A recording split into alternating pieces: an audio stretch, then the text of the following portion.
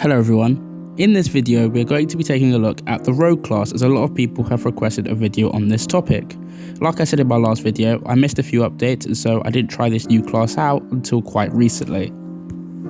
We're going to start with one of the most frequently asked questions: how do you get to Underwater Market? The reason for this question is that although Rogue does have a lot of good skills, which we will talk about later, Healwave isn't one of them, being the only class not to have it. To successfully get to market, you have two options. Option A is to make sure that your health regen is greater than the damage you take when drowning. In other words, your health regen needs to be more than 10% of your overall health. Now, this is the harder option because it is difficult to find and use these items to get enough health regen, whilst also being decent items overall. Plus, you still have to fight enemies while traveling, so you'll have to take that damage into account as well. The easier option, option B, is to just get the diving helmet, which is a rare unique item. Yes, getting it may require some grinding, but once you have it, drowning won't be an issue anymore, so you can just focus on killing the enemies in your way and getting to the market.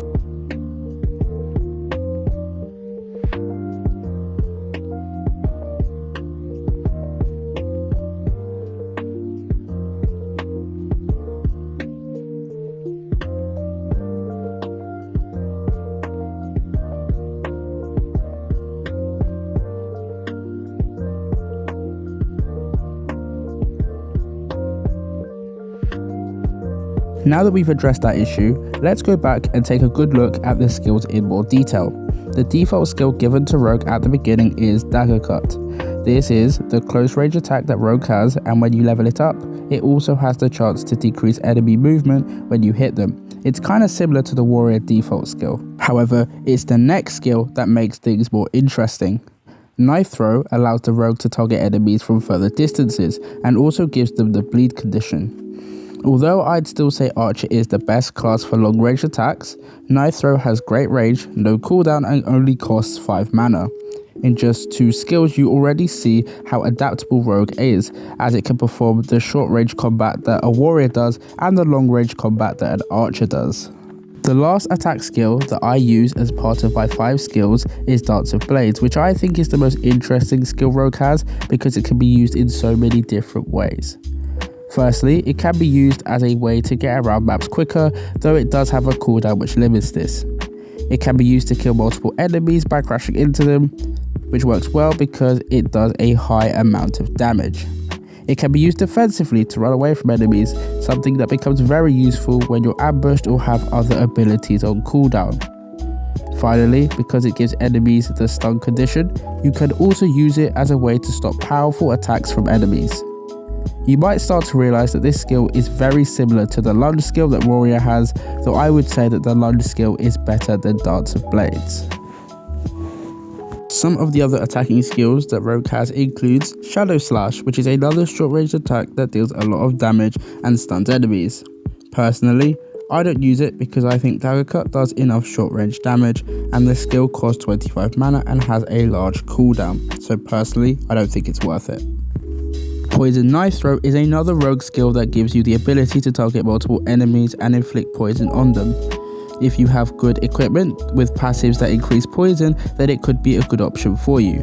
I don't use it because of the cooldown, mana cost and the fact that it isn't really a long ranged attack or a short ranged attack.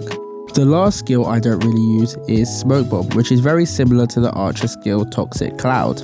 Smoke Bomb stuns and deals damage to a larger group of enemies, making it a great defensive or attacking skill. If there was an extra skill slot, I probably would use it, but I think the next 2 skills are essential for anyone using Rogue. Now, the disadvantages of Rogue is that the class defensively isn't as great as other classes, and it also doesn't have the Healwave skill.